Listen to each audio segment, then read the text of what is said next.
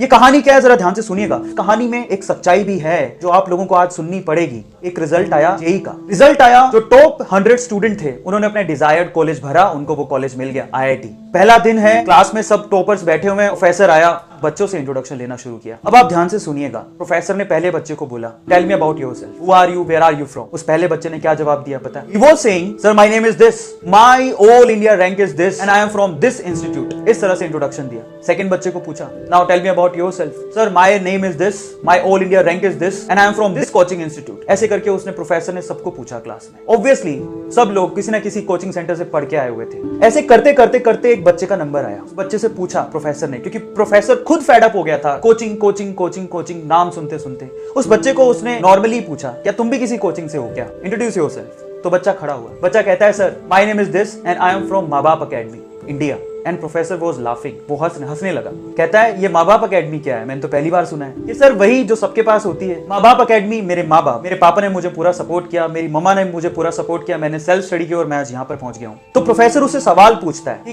तुमने फिर coaching centre join क्यों नहीं किया। बड़े ध्यान से सुनिएगा। अच्छा जवाब देता है कि सर क्या हो जाता कोचिंग सेंटर ज्वाइन करके, वही ऑल इंडिया रैंक 1 है, जो वही लकड़ी की बेंच में इसी क्लास में बैठा है, और वहीं मैं हूं 59th रैंक है सर, और मैं भी उसी क्लास में उसी लकड़ी की बेंच पे सामने बैठा हूं सर। क्या फर्क? हाँ, फर्क सिर्फ इतना है कि वो 2-2.5 लाख रुपए खर्च करके बैठा है और मैं अपने माँ बाप के 2-2.5 लाख रुपए बचा के बैठा हूं सर। सो प्रोफेसर उसकी बात को सुन के हैरान रह गया। प्रोफेसर से रहा नहीं गया। उसने फिर से एक सवाल पूछा उसी बच्चे से। कहता है, तुमने कभी तो ट्राई किया होगा इस कोचिंग इंस्टीट्यूट के लिए, कभी तो तुम गए होगे। तो उसने जवाब दिया, हाँ सर मैं गया था। मेरे स्कूल वाले जो टीचर थे वो मेरे घर आए, मेरे पापा से मिले और उनको बोलते हैं कि आपका बच्चा बहुत होनहार है, इसके लिए कुछ करो, तो किसी इंस्टीट्यूट में दाखिला दिलाओ, ये निकल जाएगा। पर मेरे पापा के पास इतने पैसे नहीं थे, तो उन्होंने अपना घर बेचकर थोड़े बहुत पैसों का जुगाड़ किया और मुझे लेकर गए इस कोचिंग सेंटर में।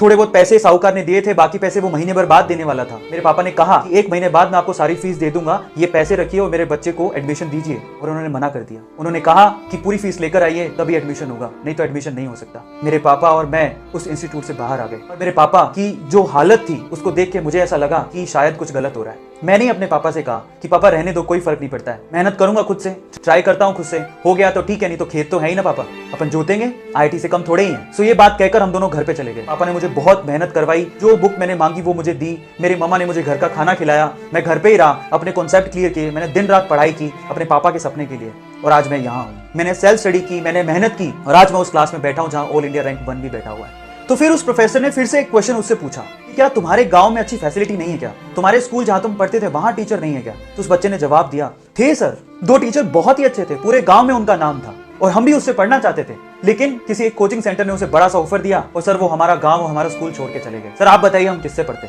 और ये सब सुन के उस प्रोफेसर ने उस बच्चे की बहुत तारीफ की क्लास में, और बहुत ज्यादा। अब क्लाइमेक्स आने वाला है स्टोरी का, ध्यान से सुनिएगा।